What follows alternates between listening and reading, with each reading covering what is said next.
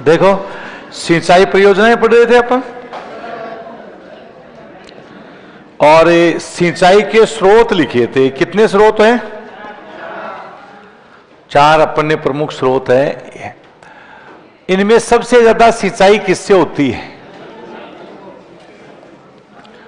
नलकूप हैं उनसे। सिंचाई परियोजनाएं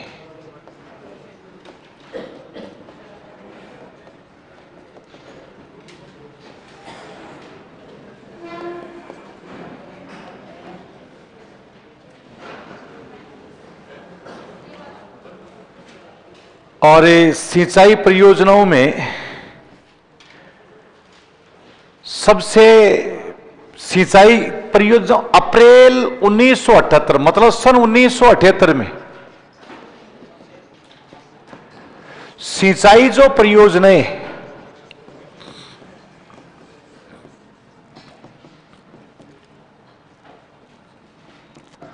इन सिंचाई परियोजनाओं को 3 भागों में वर्गीकृत किया गया। 1978 है, उसमें जो सिंचाई परियोजनाएं आती है, इन सिंचाई परियोजनाओं को कितने भागों में वर्गीकृत किया गया? 3। अब 3 कौन कौन से जो भाग हैं? तो एक तो वृहद सिंचाई परियोजना,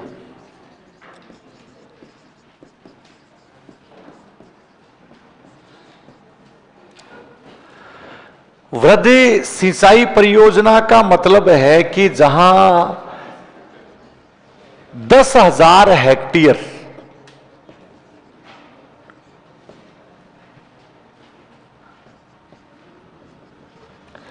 कि 10,000 हेक्टेयर से अधिक क्षेत्र पे सिंचाई हो रही,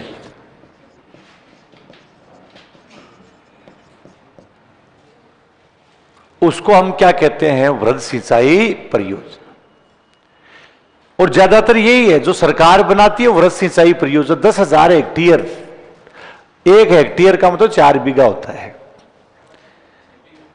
6 नहीं होता है, 3.95। वो कच्चा बीघा, पक्का बीघा। जैसे तुम्हारी इधर जमीन का नाप क्या होता है? अपने 2 माप प्रणालियां, एक मैट्रिक्स माप प्रणाली आती है और एक है ब्रिटिश। एक अपन जमीन नापते हैं गंटर जरीब से, और एक अपन कौन सी से है? मीटरी जरीब से मापते हैं। तो कई जगह आपने सुना होगा कच्चा बीघा और पक्का। 6 बीघा उसके होगा जिसकी जमीन कच्ची है। तुम्हारे वाला यहां बीघा ही इतना बड़ा होता है, देखता रह जाए, वो बड़े माप की होती है, 3.95। और कच्चा बीघा है, उसमें वो बिल्कुल 4 सीधा ही कन्वर्ट कितने में हो जाएगा? 6 बीघा में हो जाएगा। 6 बीघा है ना, उसमें वैसे होता है 3.95 होता है। तो यानी 10,000 हेक्टेयर से अधिक क्षेत्र में अगर सिंचाई हो रही है, तो इसका मतलब वो कौन सी सिंचाई परियोजना है? वृहद सिंचाई। एक आती है मध्यम सिंचाई परियोजना।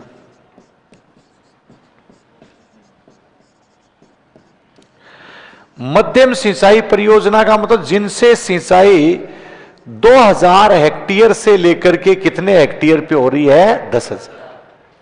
2,000 से 10,000 हेक्टेयर भूमि है, उस पे जिससे सिंचाई हो रही है, वो कौन सी सिंचाई परियोजना हो जाएगी? मध्यम। और तीसरी जो सिंचाई है, लघु सिंचाई परियोजना। और लघु सिंचाई परियोजना है, इसका मतलब कितने से कम आएगा? 2,000 हेक्टेयर से कम। वो क्या कहलाती है? लघु सिंचाई परियोजना।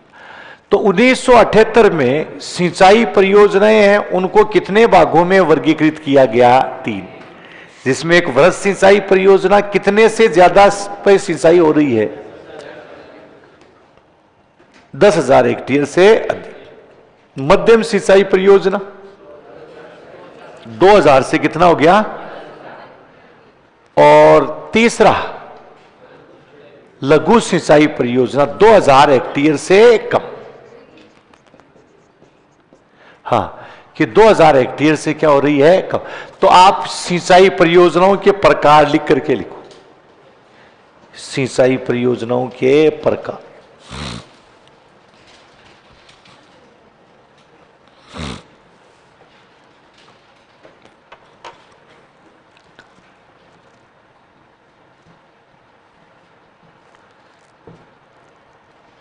सिंचाई परियोजनाओं प्रकार में लिख करके लिखो। सन 1978 में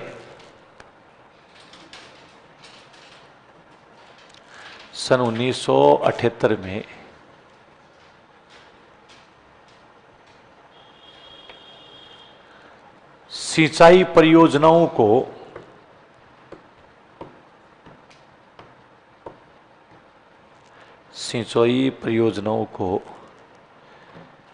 3 भागों में वर्गीकृत किया।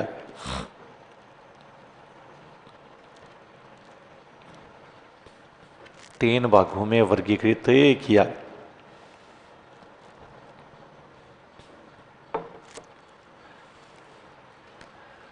तीन कौन कौन से? तो पहले तो लिखो वृहद सिंचाई परियोजना।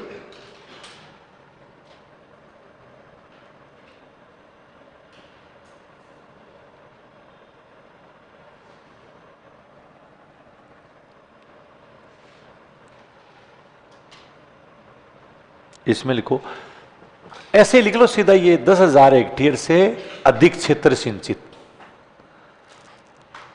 10,000 हेक्टेयर से अधिक क्षेत्र सिंचित।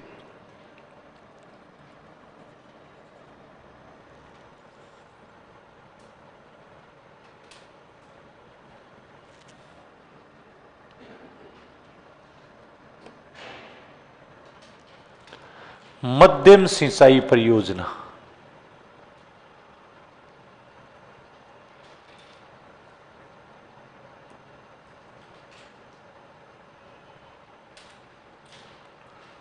दो 2,000 से 10,000 हेक्टेयर।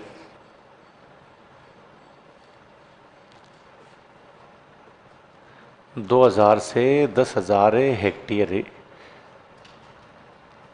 भूभाग सिंचित।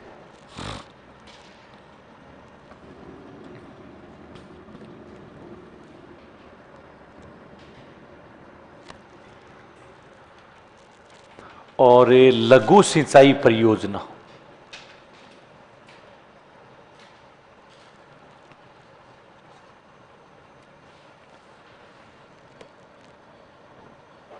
2,000 हेक्टेयर से कम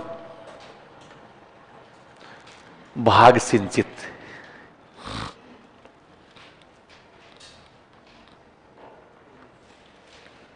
कि 2,000 हेक्टेयर से कम भागे सिंचित, उसको अब ये अपन ने 3 भागों में वर्गीकृत किया। सबसे पहले नंबर 1,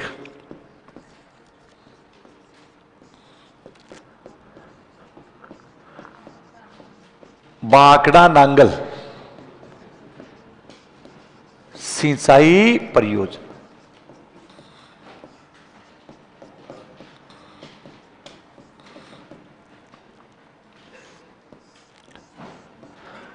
कि बांकड़ा नांगल सिंचाई परियोजना है।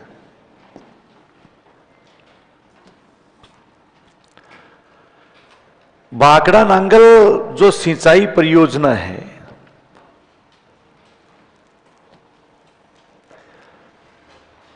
ये भारत की सबसे बड़ी बहुउद्देशीय परियोजना। नंबर 1 तो ये आता है, देश की सबसे बड़ी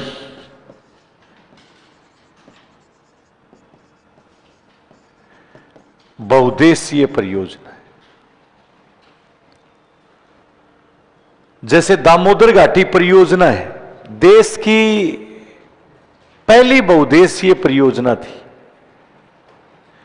जो पश्चिमी बंगाल में दामोदर नदी आती है, यानी वहां पर तैयार ये आ रही है। उसका हमारे राजस्थान से संबंध नहीं है, लेकिन देश की पहली कौन सी हो गई? दामोदर घाटी परियोजना। स्वतंत्र भारत आता है उसके, है ना। अब भाखड़ा नांगल परियोजना ये देश की सबसे बड़ी बहुउद्देशीय परियोजना है। सतलुज नदी पर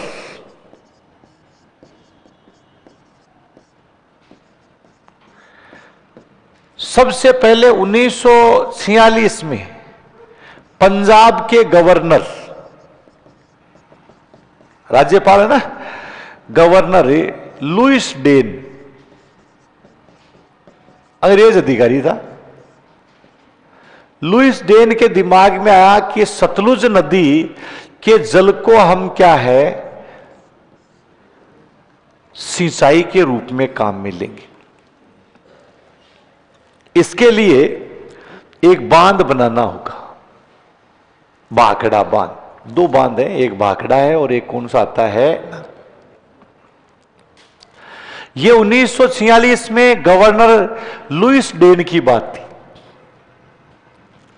उसने यही कहा कि 1900 हम क्या है कि बांधे बनाए। कौन सी नदी पर? सतलुज। अब 1947 में देश आजाद हो गया। आजाद हो गया तो वो जा रहे थे, तब उन्होंने कहा कि अब तुमसे ये बांध नहीं बनेगा। हम रहते तो क्या कर देते? बांधे बना देते। लेकिन हमारे लोगों ने वर्षों से क्या है कि गुलामी थी, आजादी मिल रही थी, उन्होंने कहा तुम जाओ, कोई दिक्कत नहीं, बना लेंगे हम। तुमने बना करके क्या किया? लूटा ही है। और उस बांध को 47 के बाद में उस बांध को, भाखड़ा नांगल बांध है, इसको जारी रखा। 1962 में सतलुज नदी पर भाखड़ा और नांगल दो बांध बनाए जाते हैं और इसको राष्ट्र को समर्पित कर दिया जाता है।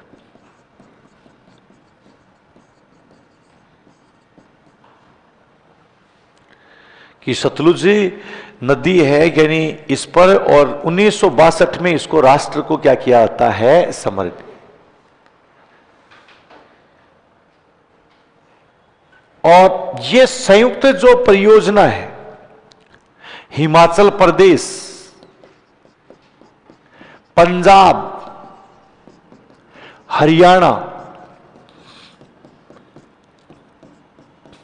राजस्थान, इनकी संयुक्त परियोजना है। इतने लोगों को इससे लाभ प्राप्त हुआ और आज तक ही मिल ही रहा है। तो जब 1962 में इसको राष्ट्र को समर्पित किया गया,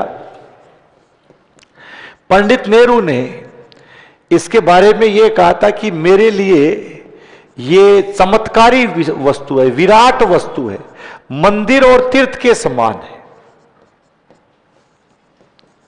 यानी विराट वस्तु बताया, चमत्कारी वस्तु। भाई चमत्कार तो मंदिर में होता है, इसलिए इसको मंदिर और तीर्थ है, इससे इसकी क्या की है? तुलना की कि कितने देश के लोगों का भला होगा। हिमाचल प्रदेश, पंजाब, हरियाणा और कौन सा हो गया? राजस्थान। इतने लोगों को पेयजल, सिंचाई, जल विद्युत, इनकी सुविधाएं प्राप्त होगी। इसलिए इसको चमत्कारी वस्तु, विराट वस्तु बताया। राजस्थान की इसमें हिस्सेदारी है 15.2%। कि राजस्थान की हिस्सेदारी कितने परसेंट की होगी? 15.2% की हिस्सेदारी कौन से राज्य की है? राजस्थान। इस परियोजना से राजस्थान में भी आप देखेंगे कि कौन कौन से जो जिले आते हैं, यानी जो लाभ प्राप्त करते हैं, तो श्री गंगानगर, हनुमानगढ़ और चूरू, ये तीनों जो जिले आते हैं, इनको जल एवं जल विद्युत की सुविधा प्राप्त है। और बीकानेर,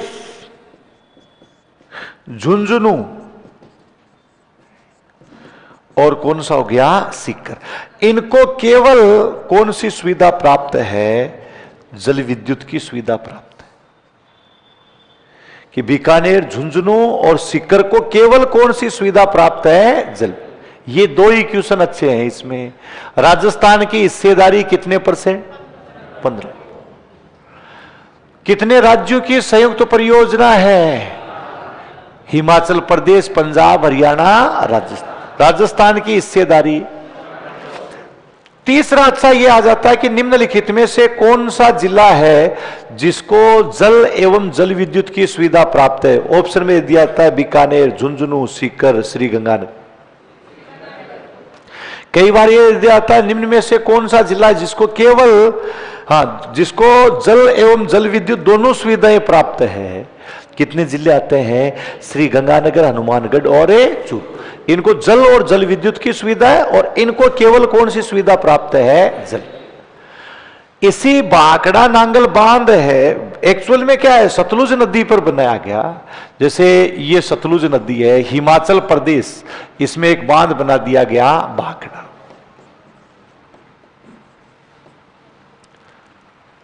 कौन सा बांध हो गया? भाखड़ा। और इससे लगभग 10 किलोमीटर दूर पंजाब की सीमा है, यानी वहां पर कौन सा बांध बनाया गया? नांगल। ये बहुत बड़ा बांध बनाया गया, ऊंचा नहीं, बड़ा बांध बनाया गया। लगभग आधा किलोमीटर लंबा बांध है, 220 मीटर ऊंचा बांध है। गुरुत्वीय शक्ति पर आधारित। गुरुत्वीय शक्ति का मतलब है जिसमें लोहे का इस्तेमाल सबसे ज्यादा होता है। और गुरुत्वीय शक्ति वाला जो बांध होता है वो भूकंप से नष्ट नहीं होता है। जिस बांध में चुंबक की शक्ति आ जाती है, तो जैसे पृथ्वी हिलती है उसके साथ में वो हिलेगा, तो गिरेगा नहीं। जैसे अभी भूकंप आता है तो हमारा कमरा स्थिर है या अस्थिर? बोलो, स्थिर है।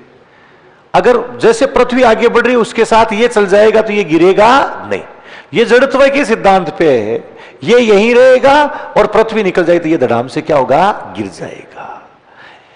इसको जड़त्व के सिद्धांत पे नहीं बनाया गया, कौन सी शक्ति पर बनाया गया है? गुरुत्व शक्ति। लोहे का जिसमें बहुत ज्यादा उपयोग हो जाता है वो कौन सी शक्ति पर काम करता है?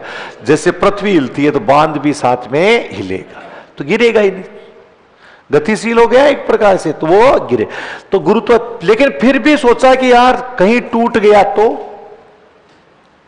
बहुत ज्यादा, अगर ये टूट जाता है तो इसलिए इससे 10 किलोमीटर दूर एक बांध बना देंगे जिससे इतनी दूर तक जल बह के जाएगा, उसका वेग भी कम हो जाएगा और इतने क्षेत्र में जल भर जाएगा। अतः उसके जल को कौन रोक लेगा? नांगल। मान लीजिए दोनों ही टूट गए तो पंजाब, हरियाणा, राजस्थान तो जाना ही जाना, इसके साथ में आधा पाकिस्तान चला जाएगा। इतना बड़ा बांध बनाया, आज तक इससे बड़ी कोई परियोजना बनी नहीं है हमारे भारत में। सबसे बड़ी बहुउद्देशीय क्या है? परियोजना। इसीलिए इसकी तुलना किससे की गई है? मंदिर और तीर्थ। कि पंडित नेहरू ने कहा मेरे लिए तो ये मंदिर और तीर्थ के समान है, कि लोगों को इससे बहुत ज्यादा क्या है, यानी फायदा होने वाला है। और आज तक कंटिन्यू अपन देख रहे हैं कि इससे ये तो ये राजस्थान को लाभान्वित करने वाली परियोजना आती है, जिसको हम कौन सी परियोजना कहते हैं? भाखड़ा नांगल परियोजना। इसी भाखड़ा नांगल परियोजना है, इसी के पृष्ठ प्रदेश में एक झील है जिसका नाम क्या आता है? गोविंदी सागर। सिखों के 10वें गुरु गोविंद सिंह जी, कि सिखों के 10वें गुरु गोविंद सिंह जी है, ये अलग नहीं है, जिस बांध में पानी रहता उसी का नाम गोविंद सागर नाम दे दिया गया। ये हमारे देश की सबसे बड़ी कृत्रिम मीठे पानी की झील। पृष्ठ प्रदेश का मतलब पीछे का भाग जहां जल, ये बांध हो गया, जैसे ये बांध है और ये जहां जल इकट्ठा रहता है, यानी इसी का नाम क्या दे दिया गया?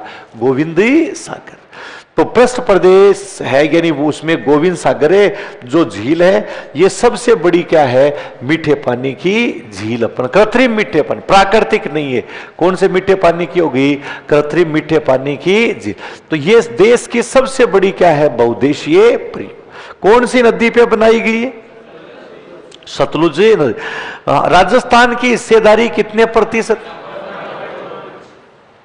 कितनी है, 15.2। राजस्थान को कौन कौन सी सुविधा प्राप्त है, जल और जल विद्युत, दोनों की सुविधा किसको प्राप्त, श्री गंगानगर, हनुमानगढ़ और चूरू। केवल जल विद्युत की सुविधा कितने जिलों को, 3। कौन कौन से आते हैं, बीकानेर आता है, झुंझुनू आता है और सीकर। तो अब लिखिए इसमें बांकड़ा नांगल सिंचाई परियोजना।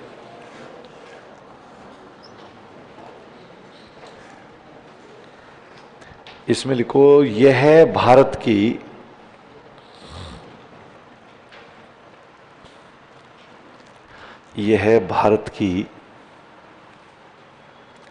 सबसे बड़ी, यह है भारत की सबसे बड़ी बहुउद्देशीय परियोजना है।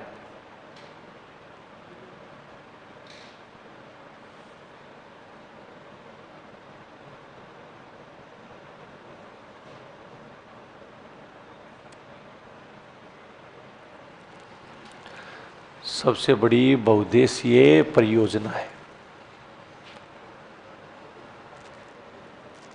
सतलुज नदी पर, सतलुज नदी पर 1946 में पंजाब के गवर्नर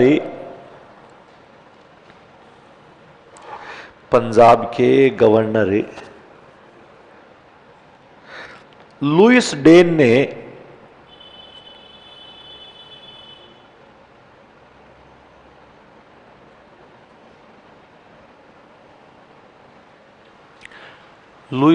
ने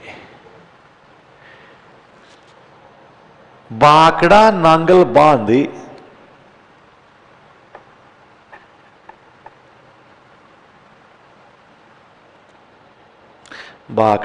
बांध बनाने का विचार प्रकट किया। कब, लिख लिया ना 1946। हाँ, बांकड़ा नांगल बांध बनाने का विचार प्रकट किया।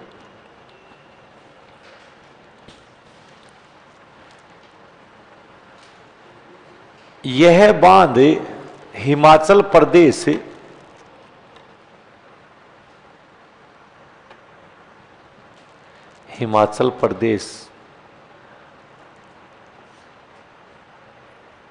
और पंजाब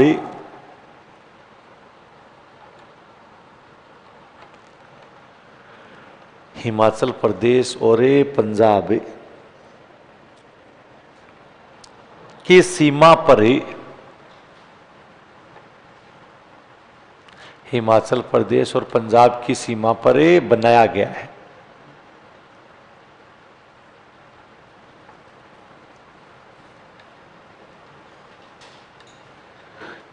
देश की सबसे बड़ी बहुउद्देशीय परियोजना लिख लिया था, है ना, बनाया गया। सन 1962 में, सन 1962 में इसे राष्ट्र को समर्पित किया गया। राष्ट्र को समर्पित किया गया।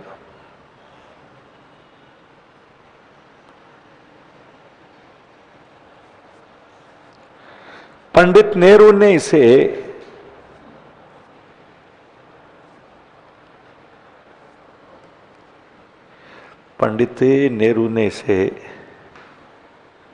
स्वतंत्र भारत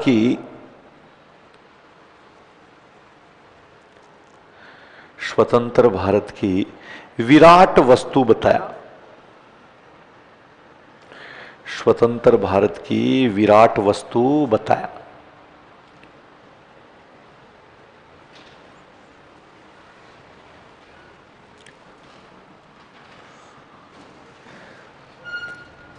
यह हिमाचल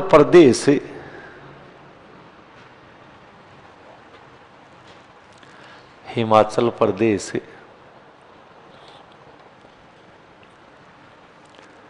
पंजाब हरियाणा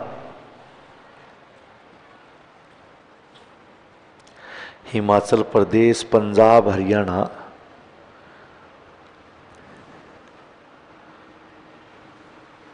और राजस्थान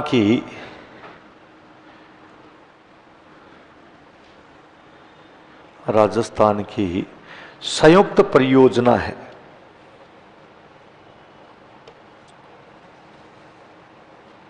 संयुक्त परियोजना है।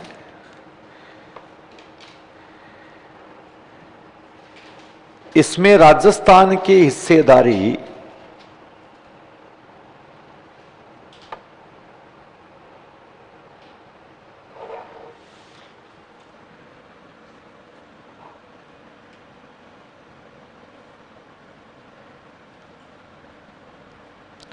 इसमें राजस्थान की हिस्सेदारी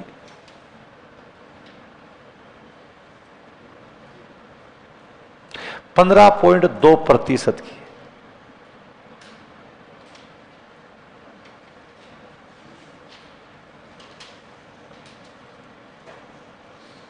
%15.2% की हिस्सेदारी है। इस परियोजना से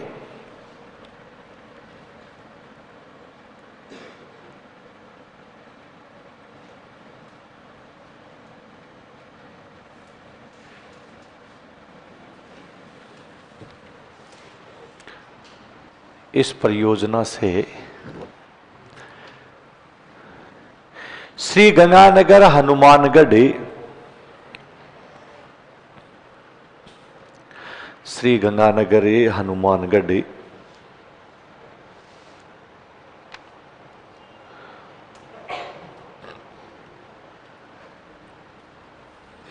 श्री गंगानगर हनुमानगढ़, चूरू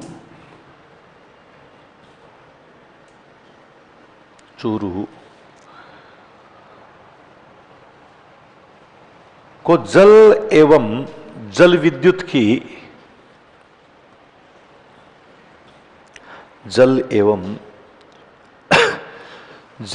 की सुविधा प्राप्त है।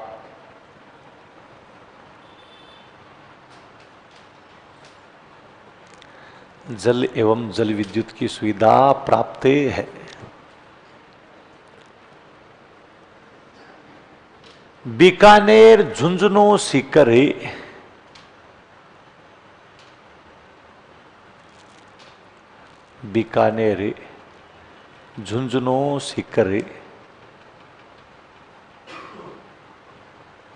को केवल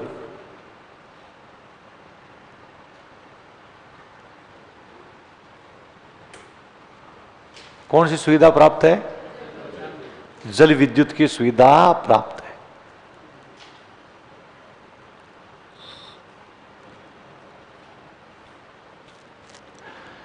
अब इस बांध का जो पृष्ठ प्रदेश है, इसमें कौन सी मीठे पानी की झील है? गोविंद सागर। कृत्रिम या प्राकृतिक? तो लिखो, इस बांध के पृष्ठ प्रदेश, इस बांध के पृष्ठ प्रदेश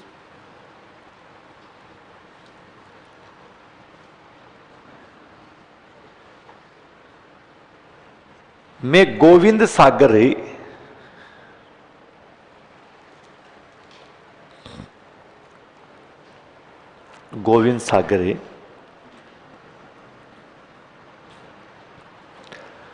कृत्रिम मीठे पानी की झील है।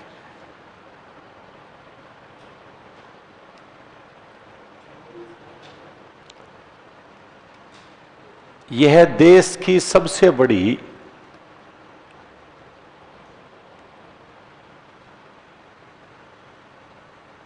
कृत्रिम झील है।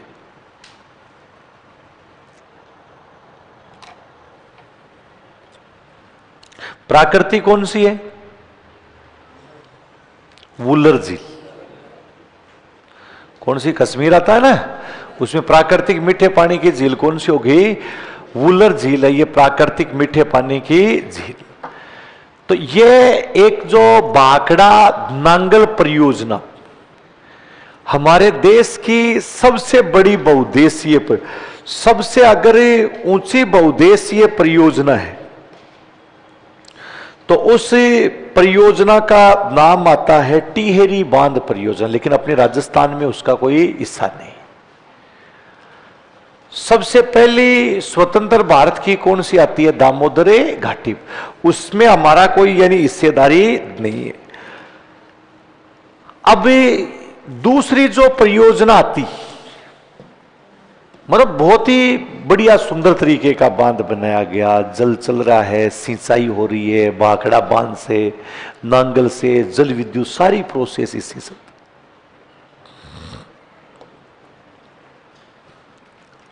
अगला व्यास परियोजना।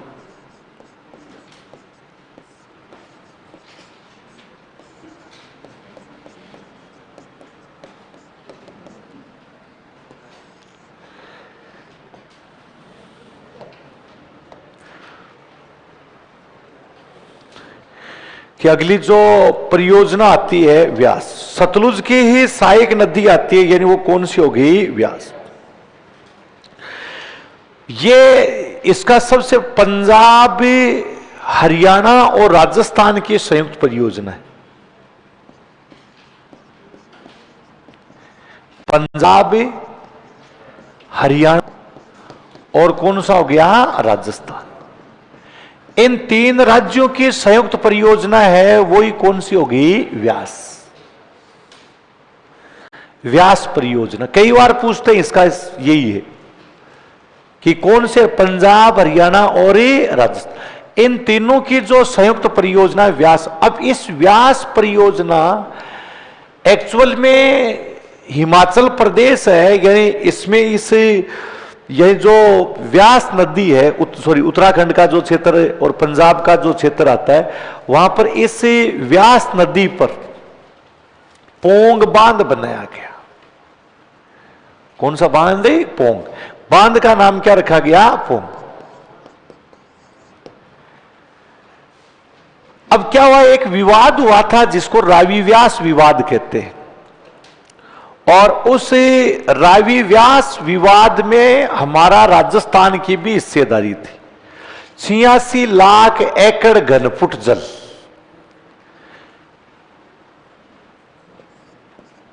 86 लाख एकड़ घनफुट जल हमारे राजस्थान के हिस्से में है।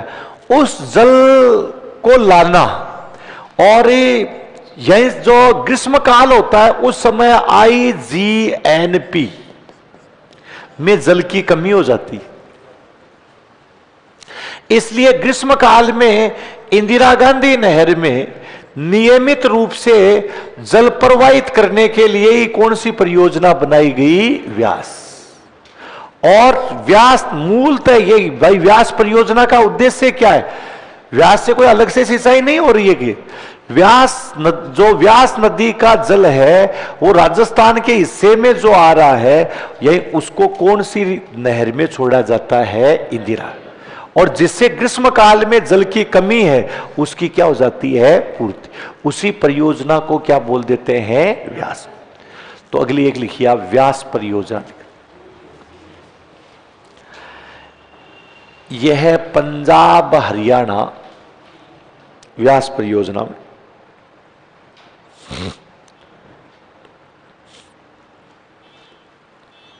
यह है पंजाब हरियाणा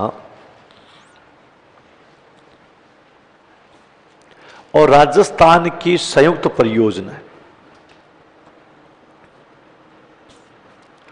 संयुक्त परियोजना है।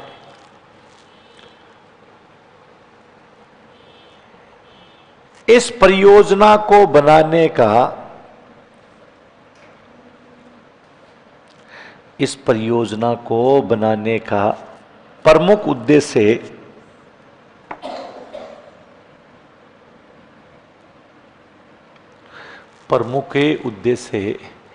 इंदिरा गांधी नहर परियोजना में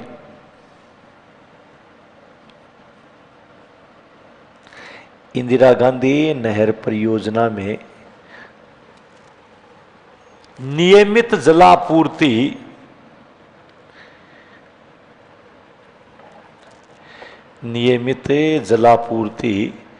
बनाए रखना है। नियमित जलापूर्ति बनाए रखना है।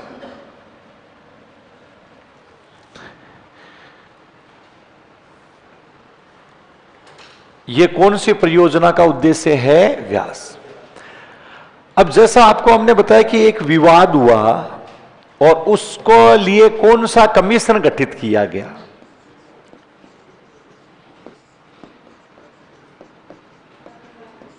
रावी व्यास जल विवाद।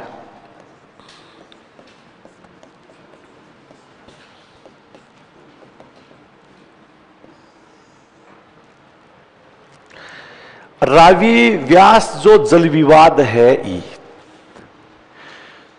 देश आजाद होने के बाद धीरे धीरे लोगों के लाभ आपस में टकराने लगे और जैसे ये आपस में टकराने लगे तो जल के बंटवारों को लेकर के बड़ी दिक्कत हुई।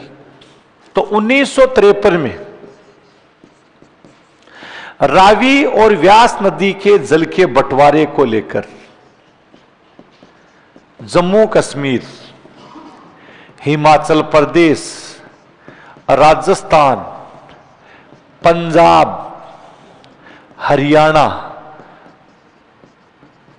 और दिल्ली के बीच से समझौता होता है कि जम्मू कश्मीर, हिमाचल प्रदेश, राजस्थान, पंजाब, हरियाणा और दिल्ली, इनके बीच में 1953 है। इसमें समझौता होता है जल के बंटवारे को लेकर। लेकिन कुछ ही समय बाद इनमें विवाद शुरू हो जाता है। लड़ लिया, किसी ने पानी ज्यादा खोल लिया, लड़ाई होनी शुरू हुई। हाँ, 2 बाल्टी 4 बाल्टी कितनी भी, किसी पानी जहां पर ये नदियों पे डैम बनाए गए, पानी खोलने में कर दिया, नहरें तो निकाली गई है खोलने के लिए। भाई ये जैसे बांध है, पता चला ये एक नहर राजस्थान की तरफ जा रही है, दूसरी ये क्या है हरियाणा, इसी में अपन ने देखा कि ये हरियाणा की तरफ जा रही है, ये क्या है हिमाचल प्रदेश की, ये यहां पर बांध इसी से खोल रहे हैं। इस वाले का खुला ही नहीं बांध, सूखी जा रही है, इधर ज्यादा टाइम के लिए खोल दिया, इसको कम टाइम के लिए, ऐसे करके विवाद क्या होता है शुरू। विवाद शुरू हो गया, लंबे समय तक विवाद चलता है। 1985 में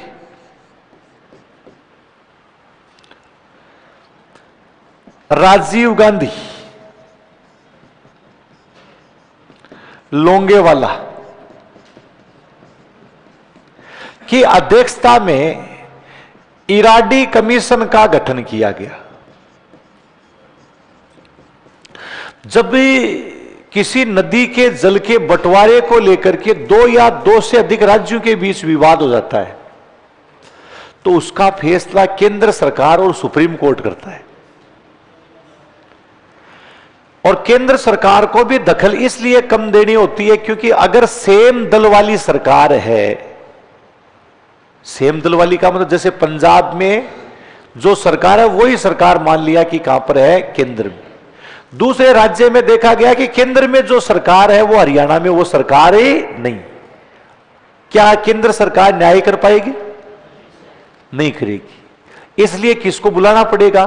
सुप्रीम कोर्ट। तो सुप्रीम कोर्ट ही फैसला करता है। तो यहां पर देखिएगा राजीव गांधी लोंगेवाला की अध्यक्षता के अंतर्गत न्यायमूर्ति इराडी जो जज सुप्रीम कोर्ट के जज हैं, न्यायमूर्ति इराडी की है, यानी जो अध्यक्षता के अंतर्गत कौन सा कमीशन गठित किया जाता है? इराडी का। इराडी कमीशन का गठन किया गया। अब इराडी कमीशन ने बंटवारा कर दिया। इराडी कमीशन ने यह कहा कि अलग अलग राज्यों को अलग अलग जल मिलेगा, और हमारे राजस्थान को कह दिया गया कि तुम्हें 86 लाख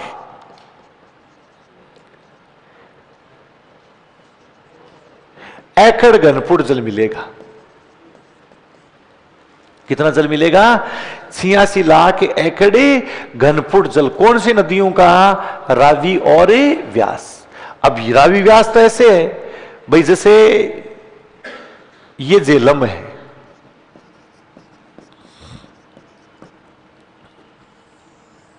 ये सिंधु होगी, झेलम के बाद ये चिनाब है,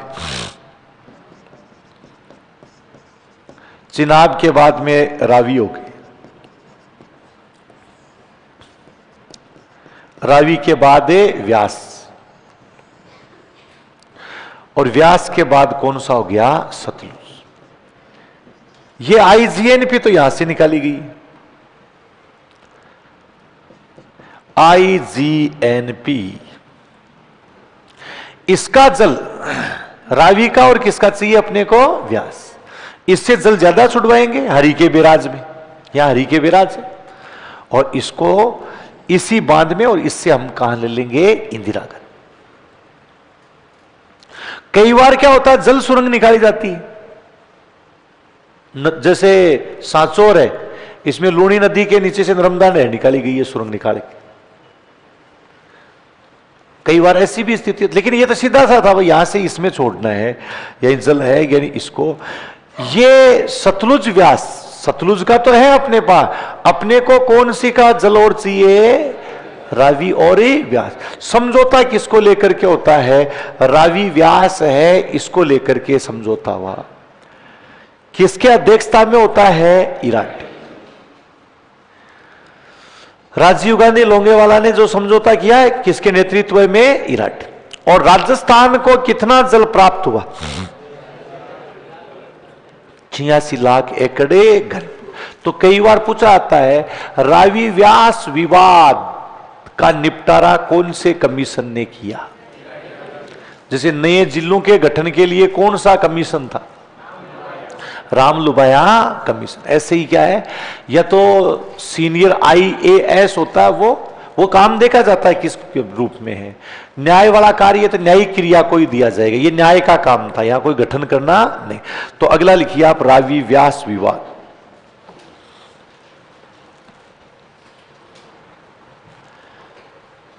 लिखो, सन 1953 में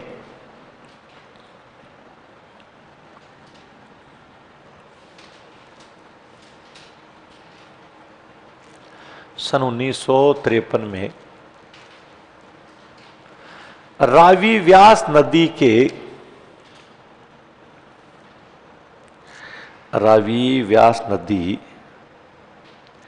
के जल के बंटवारे को लेकर ही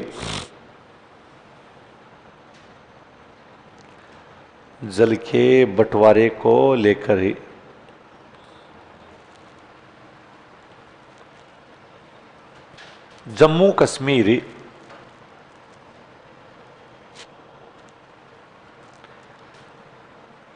हिमाचल प्रदेश, जम्मू कश्मीर, हिमाचल प्रदेश, राजस्थान,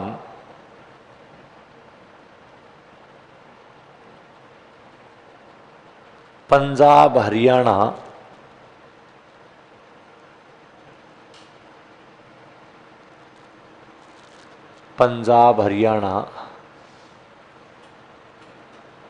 दिल्ली के बीच समझौता हो।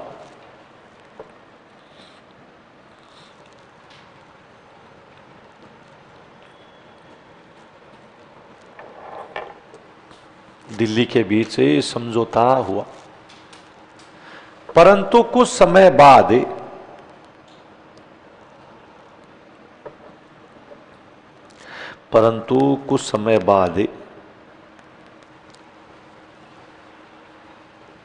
इनके बीच विवाद शुरू हो जाता है।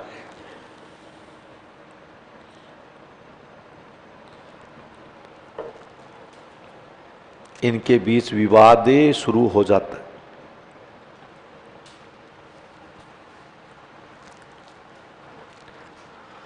सन 1985 में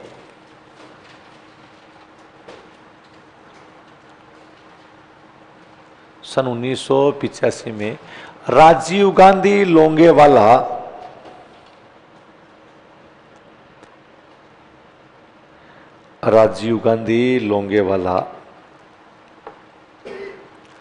समझौते के अंतर्गत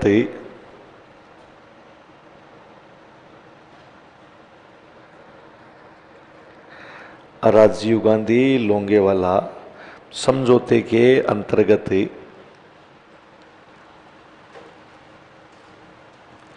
इराडी कमीशन का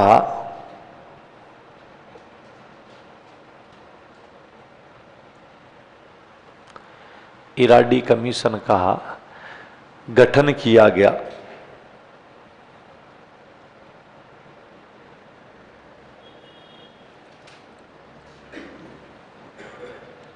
इराडी कमीशन का गठन किया गया।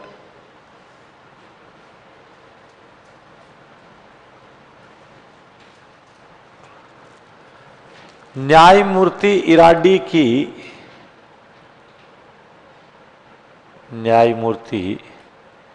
इराडी की अध्यक्षता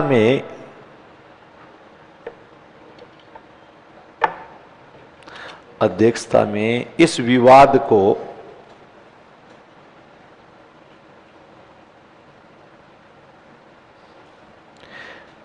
निपटाया गया।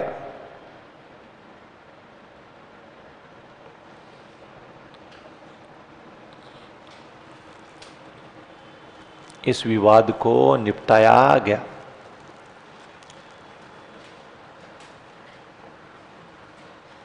राजस्थान के हिस्से में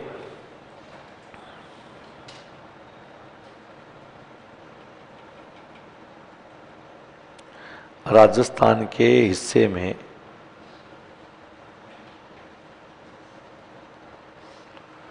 86 लाख एकड़ घनफुट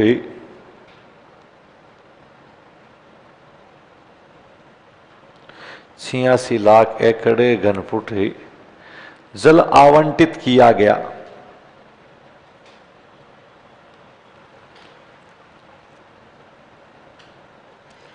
छियासी लाख एकड़ घनफुट जल आवंटित किया गया।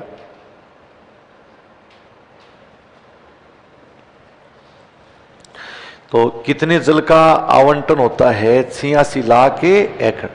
तो अब इसके जल के उपयोग के लिए हमें कई सारे प्रोजेक्ट्स हैं, यानी इन पे काम करना पड़ेगा। हालांकि अभी तक अपने को क्या है, इस पे इतने जल को काम में लिया भी नहीं।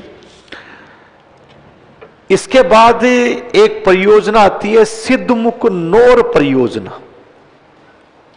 समझौता कब हुआ? 1995। राजस्थान जल को कैसे काम में ले? एकदम से अगर इंदिरा गांधी में इतना जल छोड़ दिया तो वैसे दिक्कत हो जाएगी। इसलिए फिर दिमाग लगाया गया और एक प्रोजेक्ट तैयार किया गया जिसका नाम रखा गया सिद्धमुख।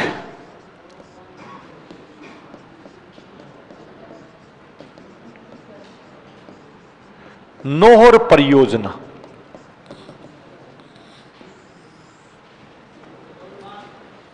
कौन सी? सिद्धमुखी नोर। जल कैसे जैसे अपन लाए इसका,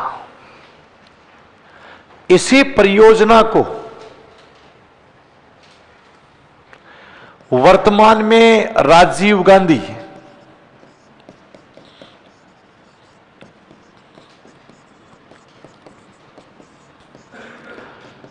नोर परियोजना भी कहते हैं। मतलब रावी व्यास नदी के आवंटित जल का उपयोग करने के लिए 5 अक्टूबर 1989 कि 5 अक्टूबर 1989 है, इसमें यानी जो प्रधानमंत्री राजीव गांधी ने, उस समय क्या है कि हनुमानगढ़ नहीं था, केवल कौन सा था, गंगानगर, क्योंकि हनुमानगढ़ तो बाद में जाकर के बनता है। तो इन्होंने क्या है कि भादरा तहसील है, उसका जो बिरानी गांव आता है, भादरा तहसील का कौन सा गांव हो गया, बिरानी। बिरानी गांव में सिद्धमुख नौर परियोजना है, उसकी आधारशिला रखी।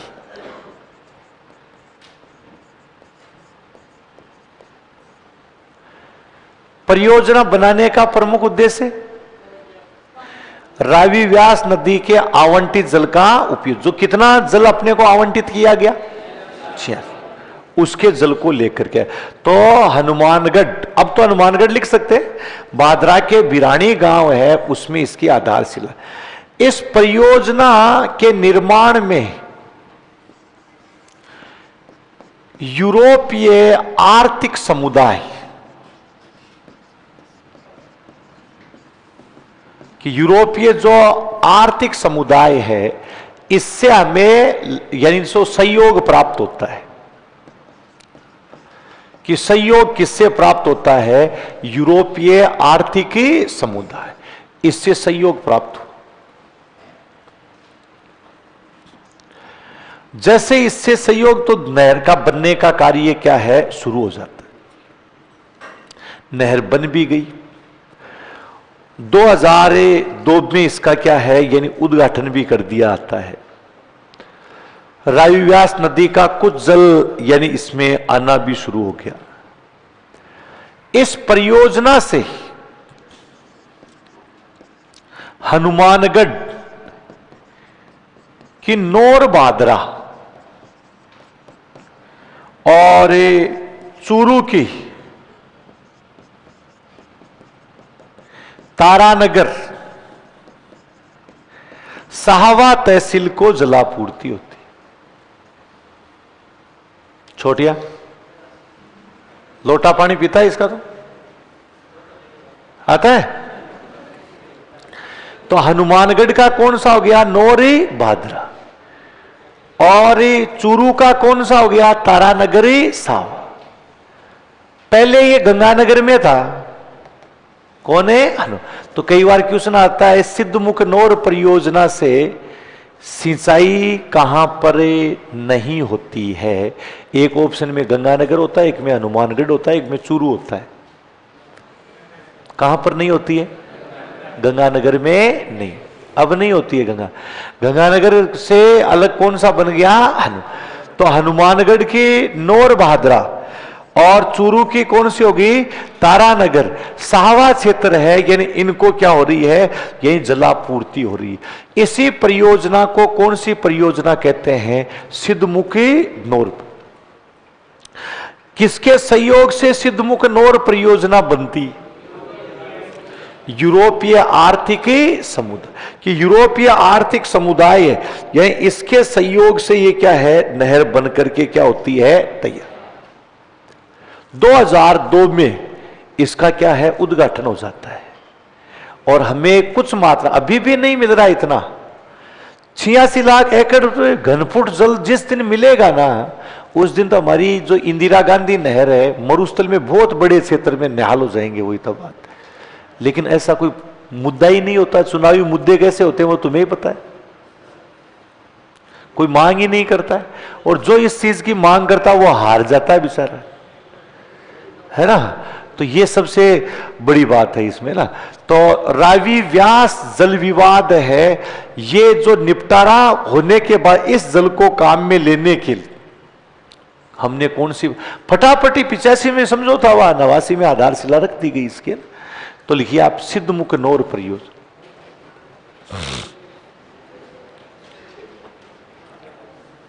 सिद्धमुख नौर परियोजना में लिखो, इसे राजीव गांधी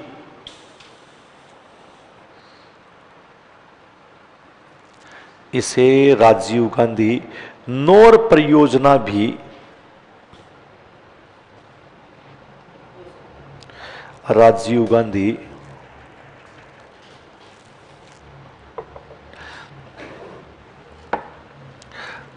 गांधी नौर परियोजना भी कहा जाता है।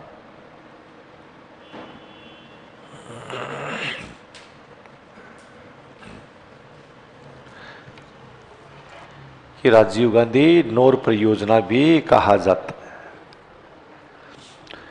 अब लिखो, रावी व्यास नदी के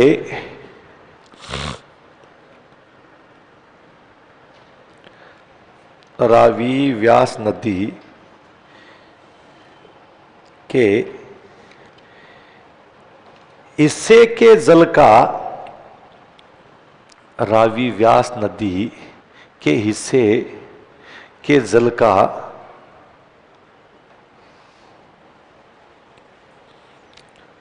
उपयोग करने के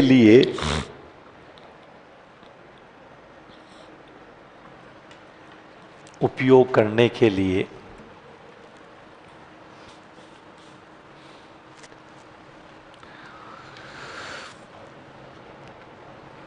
यह परियोजना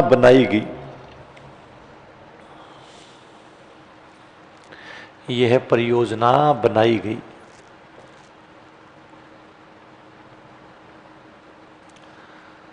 इस परियोजना की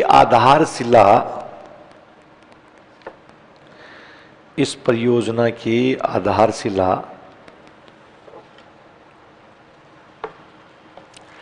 5 अक्टूबर 1989 को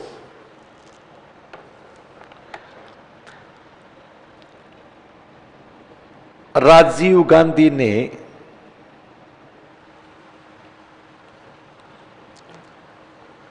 हनुमानगढ़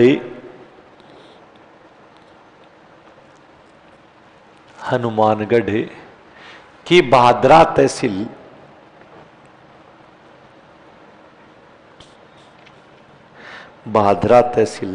के बिरानी गांव में रखी।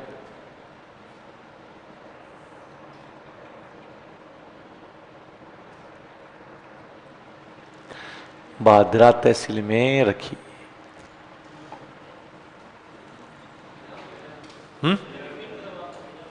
क्या कह रहे? भादरा तहसील के बिरानी गांव में रखी। उस समय क्या कहलाता था? ये गंगानगर का हिस्सा, तात्कालिक गंगानगर था, है ना। इस नहर का निर्माण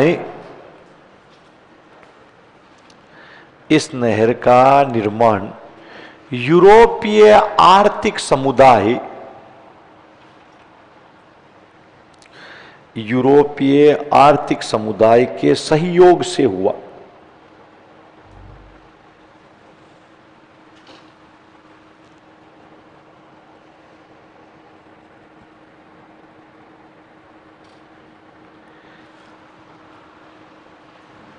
यूरोपीय आर्थिक समुदाय के सहयोग से हुआ। इससे हनुमानगढ़ के नौर भादरा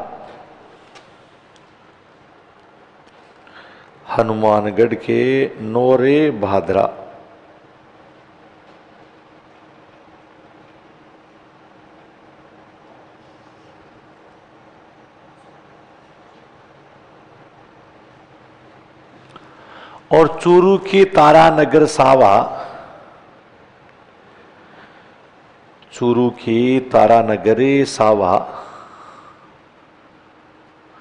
क्षेत्रों को जलापूर्ति होती।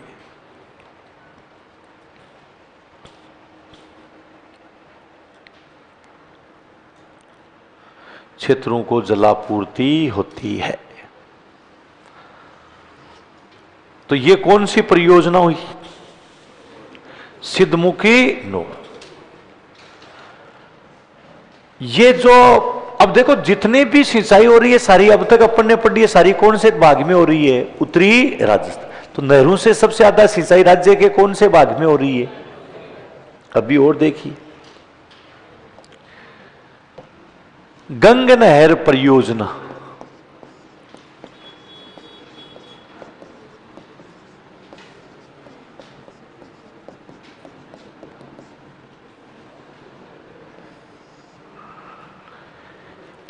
कौन सी परियोजना होगी? गंग नहर। भारत की पहली नहर सिंचाई परियोजना अपन कह सकते हैं कि भारत की पहली नहर सिंचाई परियोजना है, स्वतंत्रता से पहले। स्वतंत्रता के बाद की पहली दामोदरी घाटी, उससे पहले की है। तो ये जो आप देखिएगा कि गंग नहर परियोजना, एक तो ये अपन लिख सकते हैं भारत की प्रथम नहर सिंचाई परियोजना।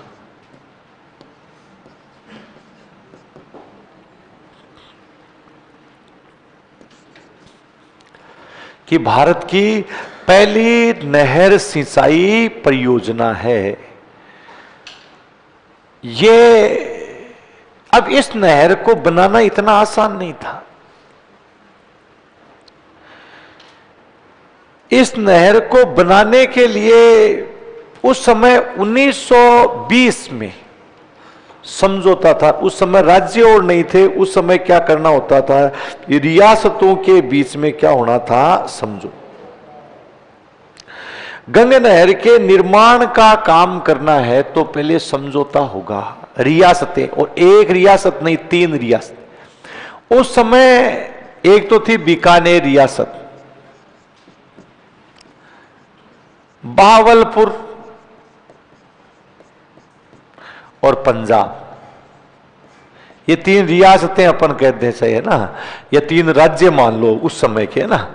इनके बीच में सतलुज नदी को लेकर, यहां पर भी कौन सी नदी है? सतलुज।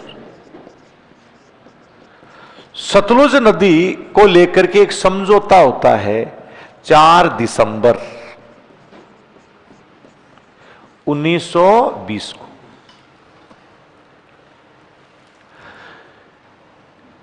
कि पंजाब में जो फिरोजपुर का क्षेत्र आता है उसी के पास में क्या है कि सतलुज नदी के जल को रोका जाएगा और रोक करके इससे क्या निकाली जाएगी? एक नहर। और यह सारा समझौता होता है किसके प्रयासों से? गंगा सिंह, महाराजा गंगा सिंह है उनके प्रयासों से। आज बाउलपुर कहां पर है? पाकिस्तान। पंजाब आधा कहां पर है? पाकिस्तान। तो अभी इस क्षेत्र को लेकर के एक समझौता होना था, तो यह समझौता तो हो गया। समझौते के कुछ समय बाद में यह कहा जाता भाई अभी अब अपना अपना क्या है कि मुख्य रूप से अपने को क्या कर लेना चाहिए, यानी विचार विमर्श और कर लेना चाहिए। कि विचार विमर्श हो गया। अब तारीख आती है 5 सितंबर 1921 को फिरोजपुर हेडबॉक्स पंजाब में, वहां पर आधारशिला रखवाई जाती है। गंगा सिंह जी इस नहर की क्या रख देते हैं? आधारशिला। नहर का निर्माण कार्य जोर शोर के साथ शुरू हो जाता है। ये जैसे सतलुज नदी होगी,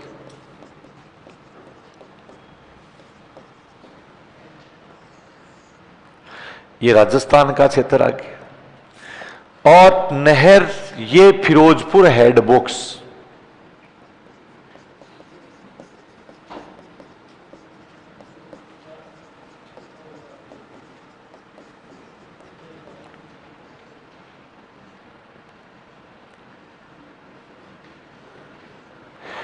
और इसका जल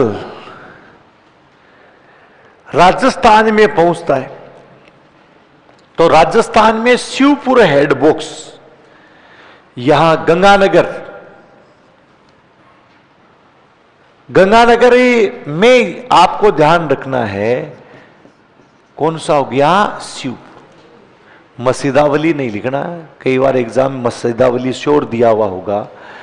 गंगानगर का जो शिवपुर हेड है, यानी इस यहां पर इस गंग नहर है, इसका उद्घाटन है उस समय के वाइसराय लॉर्ड इरविन है।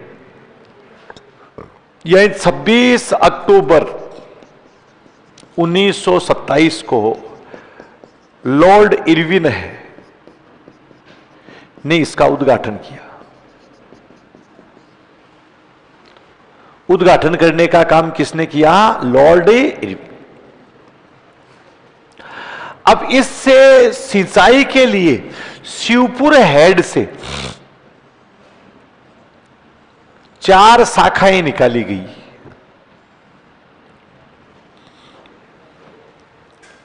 शिवपुर हेड से कितनी शाखाएं निकाली गई है, 4। और ये जो चारों शाखाएं हैं, इनसे जो सिंचाई है वो कहां पर होती है, श्रीगंगा। वर्तमान में एक जिला और जुड़ गया, कौन सा हो गया,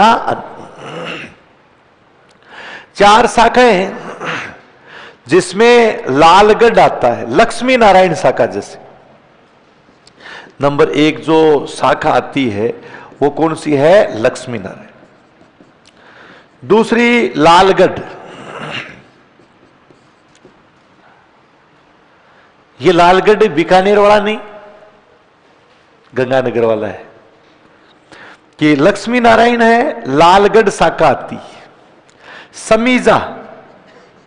समेजा भी लिख देते हैं। और चौथी शाखा है करणी जी। कितनी शाखाएं होगी, 4। इन 4 शाखाओं से यह श्री गंगानगर और वर्तमान में अनूपगढ़ है, यानी इसमें सिंचाई होती। यह उद्घाटन इसका 26 अक्टूबर 1927 को होता है। इस नहर की कुल लंबाई 129 किलोमीटर है। इस 129 में से 17 घटा दीजिएगा, 17 किलोमीटर कहां पर है, राजस्थान में। राजस्थान में केवल कितनी है, 17। बची कितनी, 112।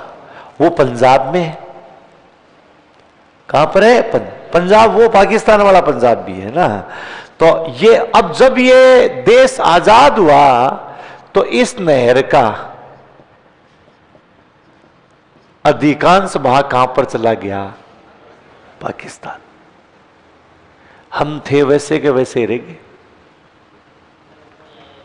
हाँ, तो ये लक्ष्मी नारायण शाखा, लालगढ़ शाखा, समीजा और कौन सी होगी, करनी।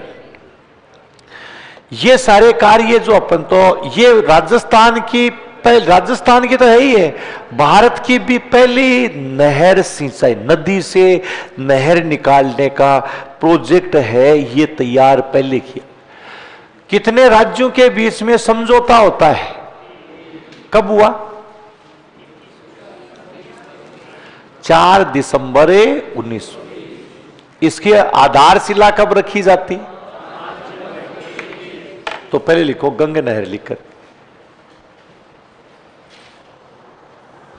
गंग नहर में लिखो, यह है भारत की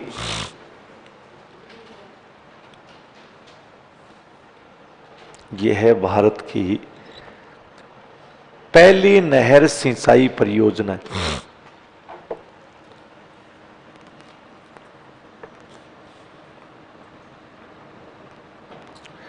भारत की पहली नहर सिंचाई परियोजना है।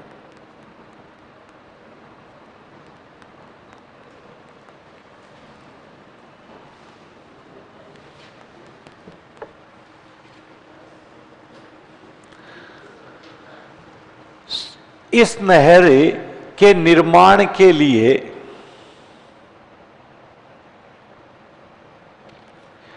इस नहर के निर्माण के लिए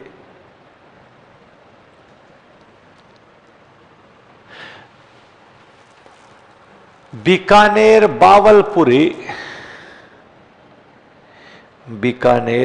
बावलपुरी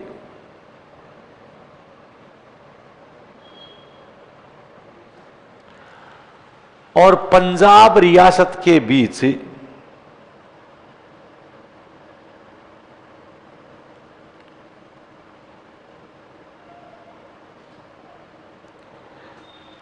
पंजाब रियासत के बीच 4 दिसंबर 1920 को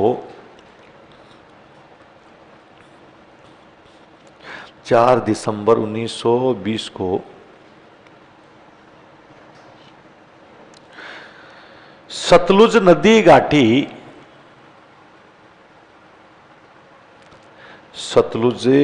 घाटी समझौता होता है।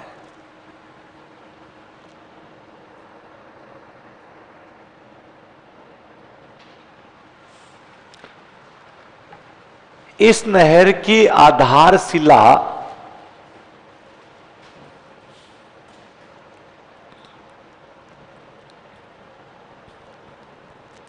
इस नहर की आधारशिला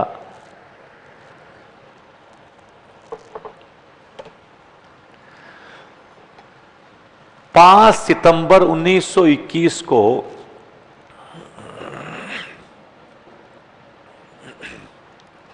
5 सितंबर 1921 को फिरोजपुर हेडबॉक्स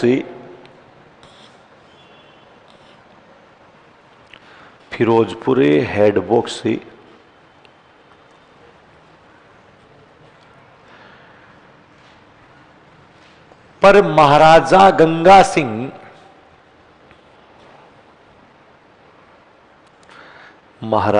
गंगा सिंह की अध्यक्षता में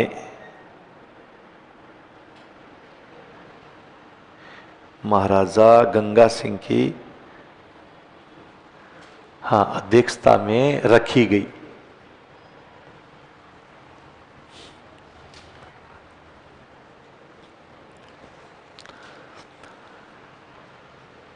फिर उद्घाटन बताओ। 1927 किसके हाथों से? तो लिखो तात्कालिक वाइसराय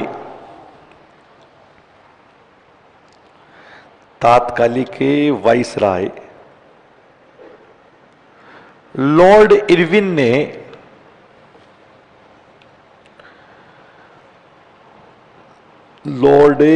ने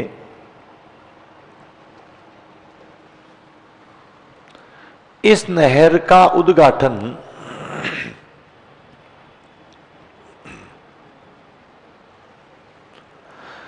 26 अक्टूबर 1927 से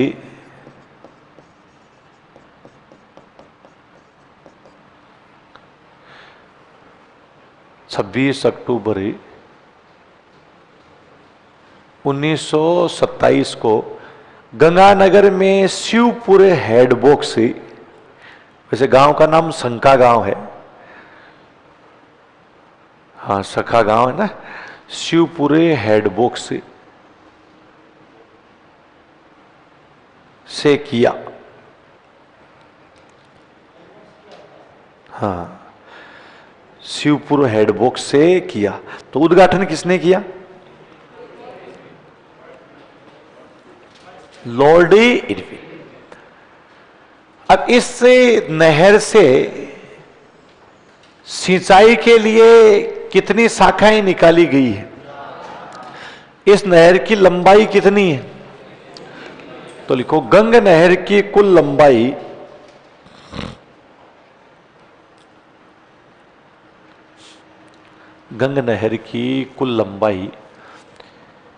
129 किलोमीटर है।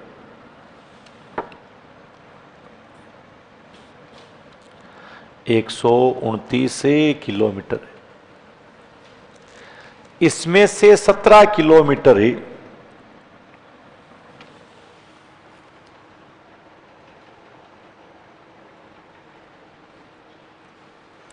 इसमें से 17 किलोमीटर लंबाई राजस्थान में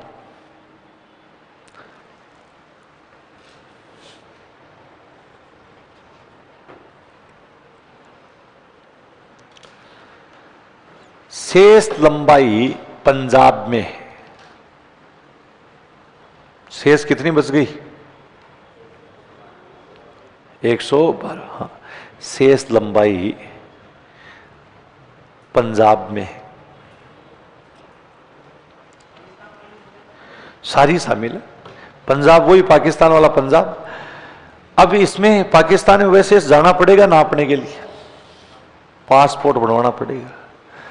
हाँ, तो अब इसके बाद जो भाग है कि इससे कहां पर सिंचाई होती है? गंगा, और वर्तमान में अनूपगढ़। तो लिखो गंग नहर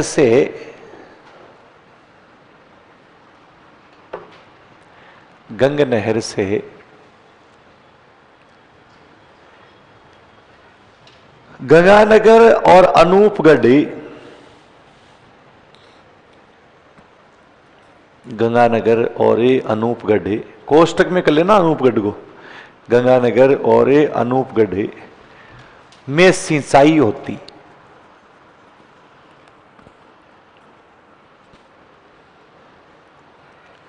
गंगानगर और अनूपगढ़ में सिंचाई होती है। इस नहर से सिंचाई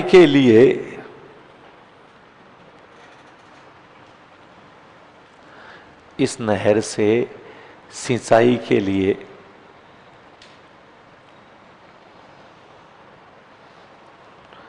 शिवपुर हेड से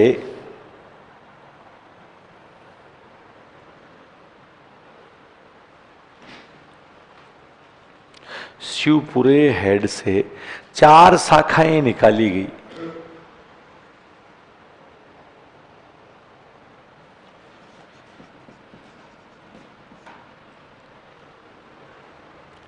चार शाखाएं निकाली गई। नंबर 1 लिख लो, लक्ष्मी नारायण शाखा।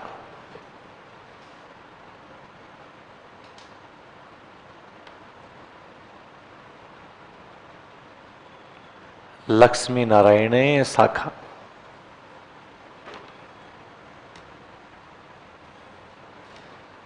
दूसरी को लालगढ़ शाखा।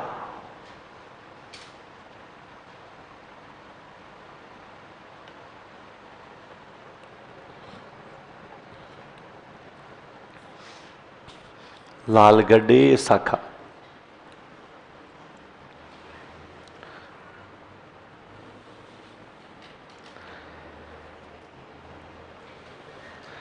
तीसरा समीजा शाखा।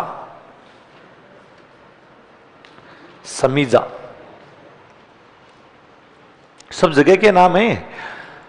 और चौथी करणी शाखा। करणी शाखा। तो कितनी शाखाएं हो गई? अब क्या होता है कि ये बहुत पुरानी नहर हो गई, जर्जर हो गई और टूटी फूटी अवस्था में जगह जगह से पानी का क्या हो रहा है? रिसा। तो क्या किया जाता है? 31 मई 2000 को केंद्रीय जल आयोग,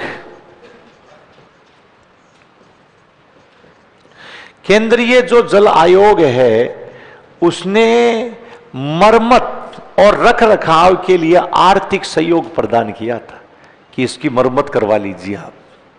तो लिखो 31 मई 2000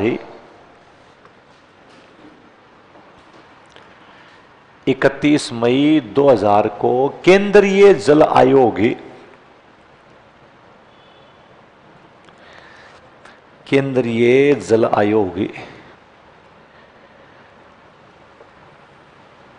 ने इस नहर की मरम्मत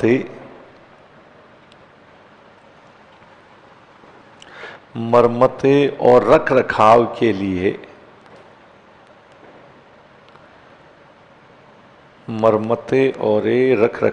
लिए आर्थिक सहायता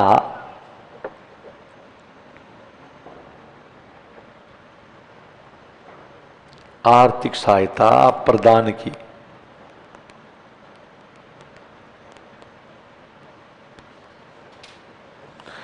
कि मरम्मत और रख रखाव के लिए कौन सी सहायता? आर्थिक सहायता प्रदान की। तो ये सबसे पुरानी नहर जिसको अपन लिखे, कौन सी नहर आती है? जिसे गंगानगर और अनूपगढ़, यानी इसमें क्या होती है? राजस्थान। सबसे इंपॉर्टेंट यह है कि राजस्थान में प्रवेश कहां से करती है? शिवपुर हेडबॉक्स से। हेड वही जैसे मोटर के लगाते हैं, तो ये पंप टाइप में बना दिया, बस बड़ा जहाज से क्या है, नालियां निकाली।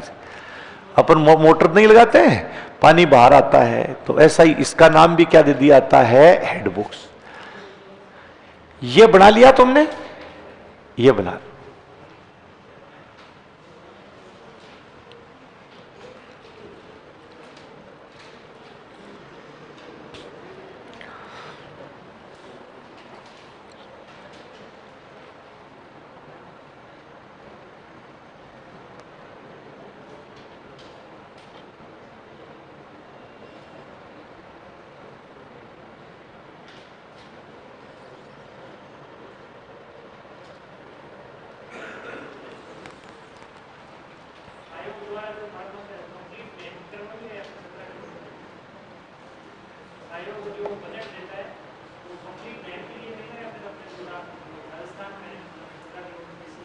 ये केंद्र दो राज्यों का जब मसला होता है पूरा ही देगा केंद्र है।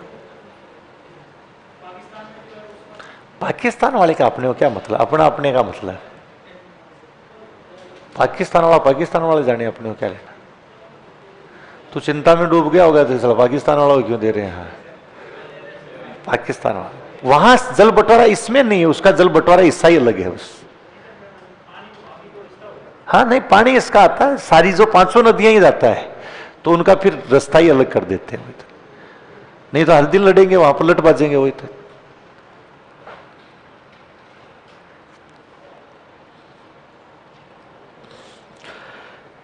अब क्या होता है कि इस जब नहर बनी तो 105 लाख हेक्टेयर क्षेत्र में इससे सिंचाई होती थी।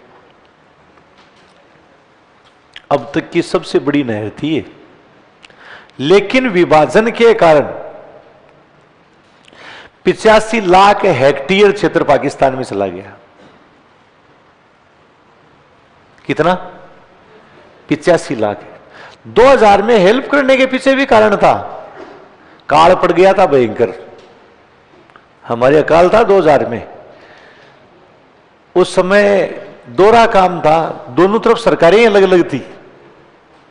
केंद्र में अटल जी थे और यहां राज्य में अशोक जी थे।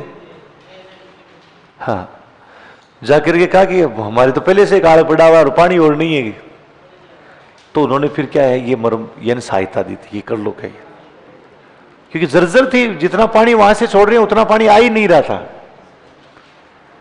जितना पानी है ना उतना एक्चुअल क्या है, ये आ नहीं पा रहा। तो अब 105 लाख हेक्टेयर में से कितना जल, ये 105 में 85 लाख हेक्टेयर भाग कहां पर चला गया? पाकिस्तान। हम तो रह गए ठन बाबा जी। क्या मतलब रहा? उसमें भी हिस्सा हो गया ना दो, पाकिस्तान मतलब पंजाब का और राजस्थान, और उधर देश हो गया, आजाद हो ही गया। गंगा सिंह जी चल बसे, आगे शार्दुल सिंह जी। शार्दुल सिंह जी ने कहा मर गए अपन तो, देश आजाद हो गया, रियासत ही नहीं बचेगी अगर लोगों को पानी नहीं पिलाया तो। यार ये पहले बंद कर देता तो सही था, ट्रक चला दिया तूने। तो ये शार्दुल सिंह जी हैं, यानी इन्होंने क्या है कि उस समय के तात्कालिक इंजीनियर कंवर सेन से बात की कि यार ये तो अपने वाला तो सूखा ही रह गया सारा। तो कंवर सेन ने, इंजीनियर थे, तो कंवर सेन ने क्या है, राजस्थान नहर की रूपरेखा तैयार की। कौन सी नहर की? राजस्थान। देश आजाद हो गया 1948 में। राजस्थान नहर की जो रूपरेखा तैयार की जाती है और उसमें एक ऐसा प्रोजेक्ट तैयार किया जाता है, मतलब समझौता हुआ ही नहीं है पहले से, लेकिन कई बार कई चीजें काम कर जाती है। और केंद्रीय जल बोर्ड आयोग है, उसके समक्ष पूरा हिमालय का जल राजस्थान में किस प्रकार से लाया जाएगा, ऐसा एक प्रोजेक्ट तैयार करते हैं। कौन? कंवर सेन। और फाइल ले जाकर के जमा करवाते हैं केंद्रीय जल बोर्ड आयोग। एक काम जरूर है, उस समय स्वार्थ नीत नहीं था, नई नई आजादी मिली थी, और स्वार्थ होता क्या, पैसे ही नहीं थे इतने ज्यादा। तो केंद्रीय जल बोर्ड आयोग के सामने जैसे फाइल रखी, तो क्या बोलो, क्या है कि ये बात ऐसी है कि हम हिमालय का जल राजस्थान में लेके आना चाहते हैं। किसका? हिमालय। तो अगले ने देखी फाइल, देखी तो उसको दम लगा। आजकल अगर जाएं तो वो अगर ऐसा कहें कि हिमालय का जल राजस्थान में लेके आएंगे, पहले कहे लाया हुआ है, बैठ जाकर के आया है राजस्थान, हिमालय का जल लाएगा, कोई बाल्टी थोड़ी भर के लानी है। थोड़ा सा क्या हो गया, दबदबे वाला आदमी। नहीं, अब तो मिल जाएगी, कोई दिक्कत नहीं। हाँ अशोक, वो तो अब आगे ईआरसी पे आएगी तब बात करेंगे अपन, एक बार इसकी बात करते हैं ना। अब क्या होता है कि कह दिया रख दो, आजकल ये कहते हैं रख दो, उसने पढ़ी पूरा और कहा बिल्कुल बात करेंगे। नहीं, अब क्या आप जाते हो तो वो क्या कहते हैं, रख दे, देखेंगे। वजन रखना पड़ता है इसके ऊपर के। और जैसे अपने को ये कहते हैं रख दे, तो अपन क्या कहते हैं कि सर देख लो ना एक बार, कहता है देख लूंगा मैं अपने आप, तो शिकाएगा क्या मेरे को? फिर अपन बाहर आकर कहते हैं अपने वाली फाइल तो गई कचरे में। तो अपन फिर क्या करते हैं, जेक लगाने की कोशिश करते हैं। उस समय ऐसा नहीं था, उस समय यह था कि काम करना है, नहीं तो प्यासे मर जाएंगे लोग तड़प तड़प करके। तो वो काम इसी एंगल को, चलो जाइएगा जाइएगा जाइएगा, एंगल कल